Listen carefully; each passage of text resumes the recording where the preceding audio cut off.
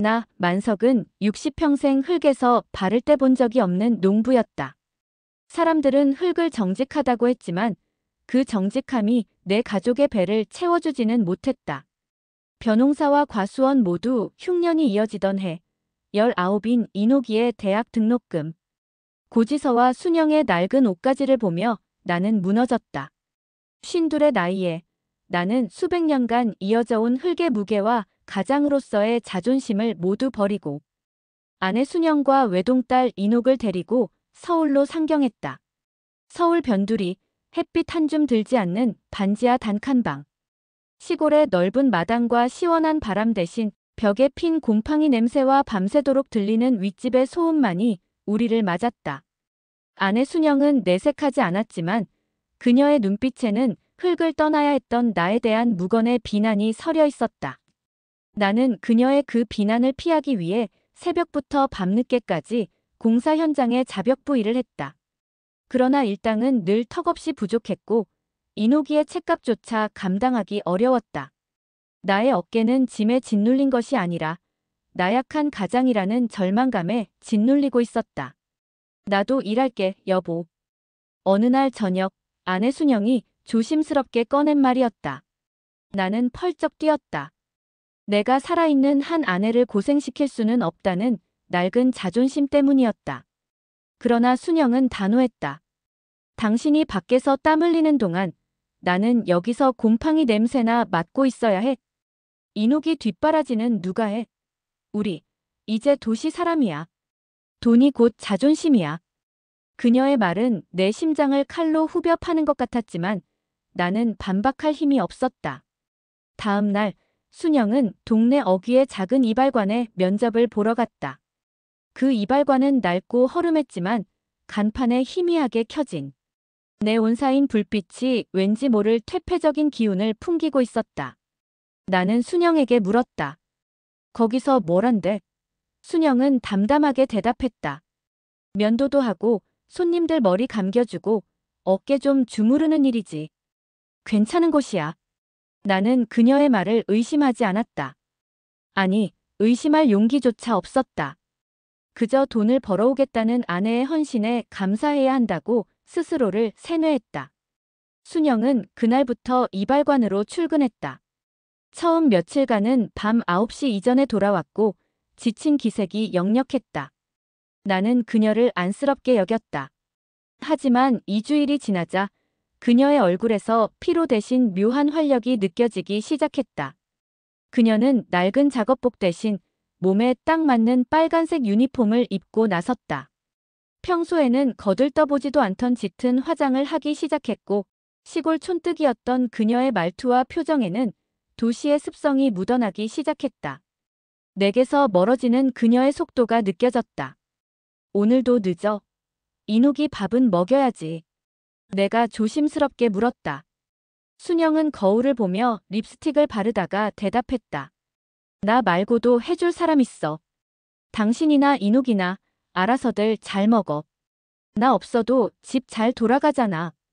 그녀의 목소리에는 내가 더 이상 가정의 중심이 아니라는 냉소가 섞여 있었다.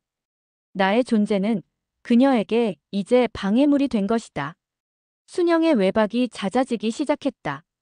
처음에는 동료들과 회식이라던 핑계가 친구가 아파서 간병이라는 거짓말로 바뀌었고 나중에는 아무런 설명 없이 아침에 들어왔다. 우리의 반지하 방은 침묵이라는 독에 서서히 중독되고 있었다. 순영이 돌아올 때마다 풍기는 낯선 비누 냄새, 값싼 향수 냄새, 그리고 결정적으로 그녀의 지갑 속에서 발견된 두툼한 현금 뭉치는 나의 의심을 확신으로 바꿔놓고 있었다. 엄마, 또 늦게 와. 20살 이노기는 어느 날 새벽 순영에게 그렇게 물었다. 순영은 이노기를 차갑게 밀쳐냈다. 너는 공부나 해. 다 너 잘 되라고 이러는 거니까. 이노기는 그날 이후로 방 밖으로 잘 나오지 않았다. 그녀는 식탁에서 우리 부부를 번갈아 보며 우리가 감추는 거대한 비밀을 감지하고 있었다. 딸아이의 슬픔과 고립은 나의 심장에 박히는 못이었다. 나는 이노기를 지켜줘야 한다는 책임감과 현실을 회피하고 싶은 나약함 사이에서 매일 밤 몸부림쳤다. 결국 나는 낡은 자전거를 끌고 순영이 일하는 이발관으로 향했다. 그곳은 동네의 가장 후미진 골목에 자리 잡고 있었다. 이름은 행복 이발소. 그러나 그 이름과는 달리 이발소 앞에는 중년 남성들이 흘린 싸구려 담배꽁초와 토사물의 흔적만이 가득했다. 이발소 간판에 이발이라는 두 글자는 조명 고장으로 꺼져 있었고 오직 행복과 빨간색 네온 사인만이 끈질기게 깜빡이고 있었다. 나는 건물 뒤편의 낡은 계단에 숨어 어둠 속에 몸을 감췄다. 새벽 1시. 술에 취한 듯 비틀거리는 양복 차림의 남자가 이발소 문을 열고 나왔다. 그는 휘청거리면서도 만족스럽다는 듯 웃었고 뒤이어 낡은 문이 닫히기 직전 나는 순영의 목소리를 들었다. 수고하세요, 사장님. 다음에 또 오세요. 그것은 내가 아는 순영의 목소리가 아니었다. 그것은 오랜 흙냄새를 벗어던지고 도시의 하수구에서 피어난 듯한 저속하고 기름진 목소리였다. 내 눈앞의 현실은 내가 상상했던 모든 불안을 넘어선 것이었다. 나는 그 자리에 얼어붙었다. 마치 10년 된 녹슨 대못이 내 가슴을 뚫고 지나가는 듯한 고통이었다. 환기통 창문 너머 실내는 희미한 불빛으로 이발의자 사이에 헌 천조각으로 칸막이가 어설프게 쳐져 있었다. 이발관의 최 사장은 오늘 수고했어. 이녹이 엄마 이리 와 그런 다음 편하게 가운데. 이발 의자에 앉아서 좌석을 뒤로 눕히더니 눕는 자세로 아내를 불어냈다. 아내는 자연스럽게 최 상장이 누워있는 이발의자 위로 다리를 벌리고 최 사장의 허리 아래에 앉았다.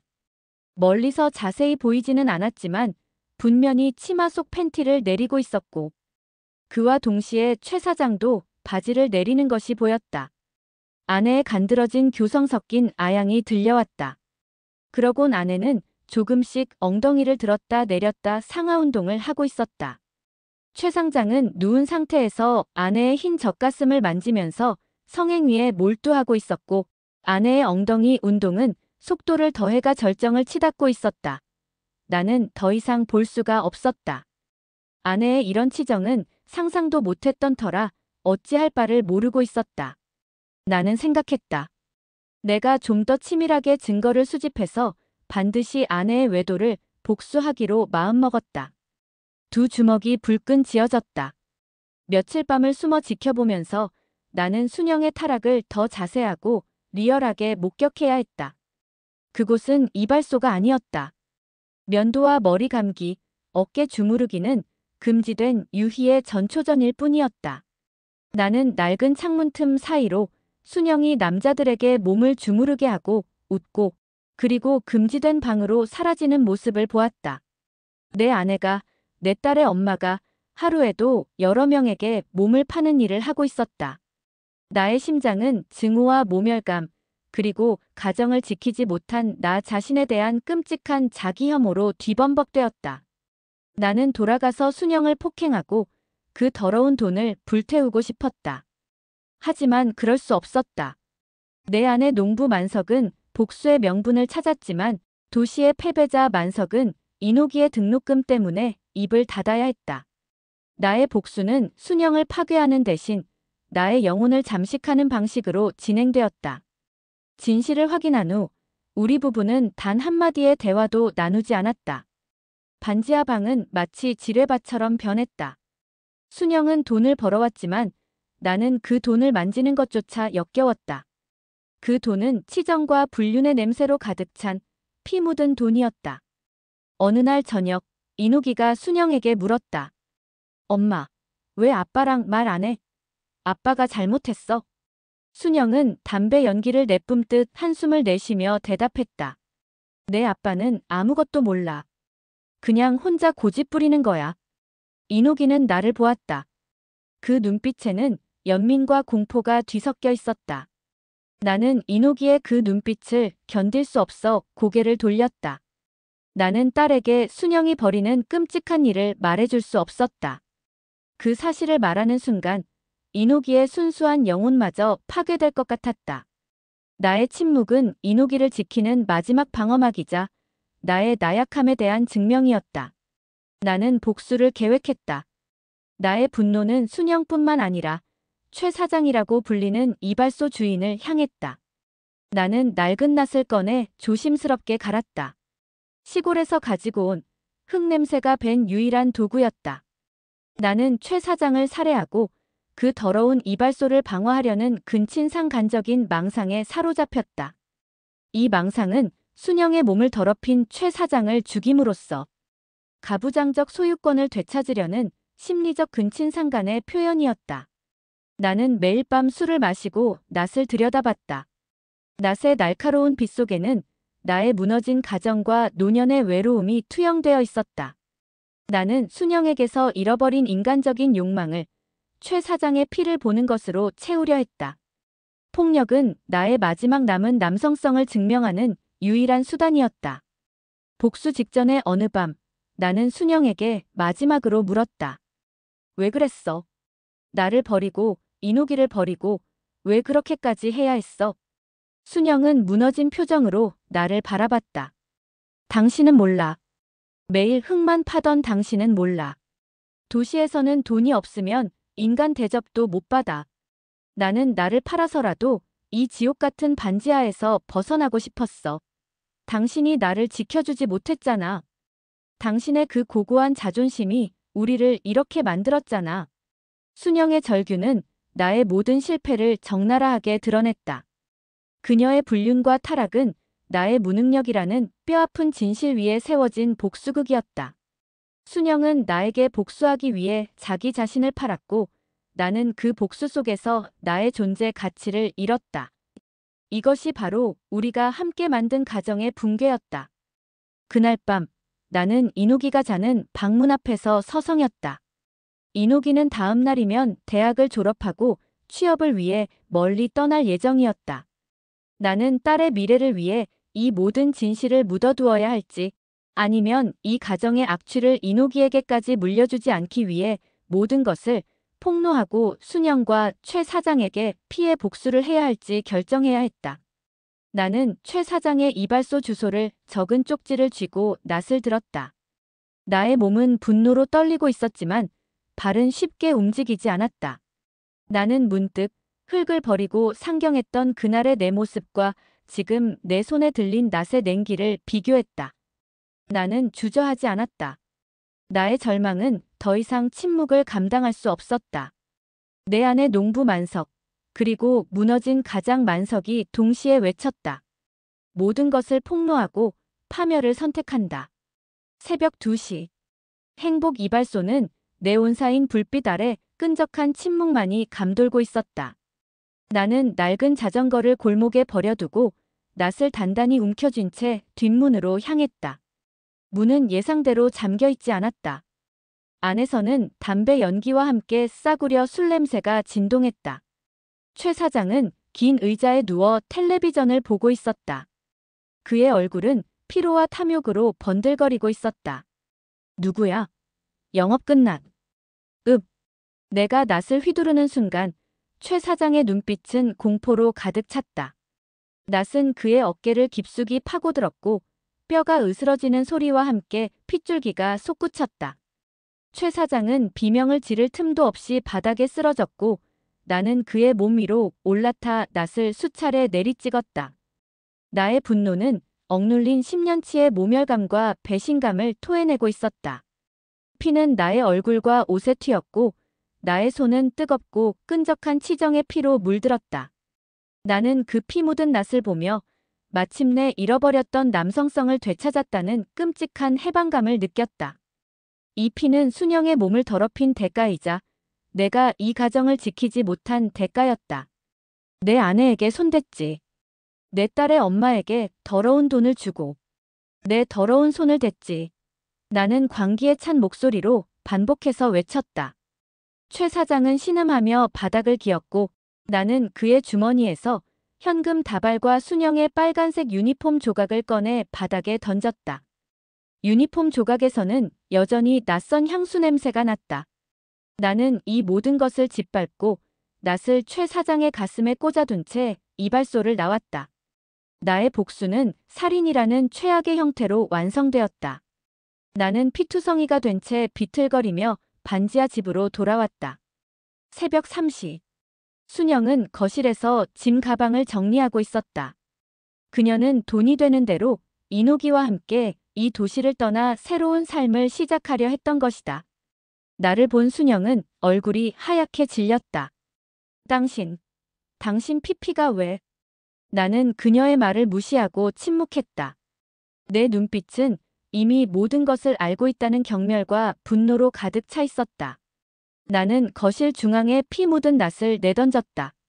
낫이 바닥에 부딪히는 둔탁한 소리가 온 방을 울렸다. 이제야 끝이 났어. 그 더러운 냄새가 이제야 사라졌어. 순영은 낫을 보자마자 모든 것을 짐작했다. 그녀의 얼굴은 공포와 죄책감으로 일그러졌다. 당신 최 사장에게 갔어. 당신 미쳤어. 이제 어떡할 거야? 우리 이노기는. 나는 웃었다. 절망과 회한이 뒤섞인 비참한 웃음이었다. 이노기? 내가 이노기를 입에 담을 자격이 있어. 너는 내 몸을 팔아 내 자존심을 짓밟았고 이노기의 미래를 더러운 돈으로 만들었어. 내가 말하는 그 돈이 치정과 불륜의 냄새로 가득한 피 묻은 돈이었단 말이야. 그때 이노기가 방문을 열고 나왔다. 그녀는 내 옷에 묻은 핏자국, 바닥에 놓인 낫, 그리고 극도의 공포에 질린 엄마의 얼굴을 보았다. 이노기의 눈은 이 모든 지옥 같은 현실을 받아들이지 못하고 흔들렸다. 아빠 무슨 일이야? 엄마, 이게 다 뭐야? 나는 이노기를 보았다. 나의 마지막 남은 인간적인 의무는 이 모든 진실을 이노기에게 숨겨주는 것이었다. 하지만 나는 이미 파멸의 길을 선택했다. 나는 이노기의 순수한 영혼마저 산산조각 내야만 나의 복수가 완성된다고 믿었다. 이노가, 내 엄마가 내 등록금을 벌기 위해 몸을 팔았다. 저 더러운 돈들이 다 내 엄마의 타락과 배신으로 만든 거야. 내 아빠는 그 더러운 손들을 쳐내고 온 거야. 나의 고백은 폭력보다 더 잔인한 살인이었다. 이노기는 그 자리에서 무너졌다. 그녀는 비명을 지르지도 울지도 못했다. 그저 눈을 크게 뜬 채 공허한 절망만을 담고 우리 부부를 번갈아 볼 뿐이었다. 그녀의 눈빛은 나를 향한 연민과 공포 대신 세상에 대한 완전한 혐오와 경멸로 가득 차 있었다. 순영은 무릎을 꿇고 울부짖었다. 아니야. 이노가. 엄마는 너를 위해서 그랬어. 이 모든 건 내 아빠의 무능함 때문이야. 이노기는 순영의 절규도 나의 고백도 듣지 않았다. 그녀는 짐 가방을 내던지고 자신의 모든 것을 담았던 책들을 발로 걷어차고 방으로 뛰어 들어갔다. 문이 닫히는 소리는 우리 부부의 가정이 완전히 붕괴되었음을 알리는 종말의 소리였다. 곧이어 멀리서 경찰차의 사이렌 소리가 들려왔다. 최 사장이 죽기 전 마지막 힘을 짜내 신고했을 것이다. 나는 비로소 모든 것이 끝났음을 깨달았다. 나의 복수는 나에게 일시적인 남성적 자존심을 돌려주었지만 그 대가로 나는 딸의 영혼과 남은 노년의 삶을 잃었다. 경찰들이 문을 박차고 들어왔다. 그들은 나를 둘러쌌고 나는 핏자국이 선명한 손을 내밀었다. 내가 경찰차에 오르기 직전 나는 이노기의 방을 보았다. 방문은 굳게 닫혀 있었고 그 침묵은 나에게 영원한 단절을 의미했다. 순영은 바닥에 흩어진 현금 다발을 부여잡은 채 마치 그 돈만이 자신의 유일한 구원인 양 몸부림치고 있었다. 돈과 치정으로 시작된 그녀의 타락은 결국 살인과 가정의 붕괴라는 파국을 낳았다. 나는 경찰차 뒷좌석에 앉았다. 창밖으로 보이는 도시의 풍경은 낯설기만 했다. 나는 이제 더 이상 농부도 가장도 아빠도 아니었다. 그저 치정 살인범일 뿐이었다. 감옥에서 보내게 될 나의 노년은 노년의 외로움이라는 독에 절여져 평생토록 이발소의 그림자 속에서 허덕이게 될 것이다. 나의 마지막 시선은 반지하 창문을 향했다. 희미하게 빛나는 창문 너머로 나의 피 묻은 손에 의해 산산조각 난 인간의 욕망과 가정의 붕괴만이 아련하게 투영되고 있었다.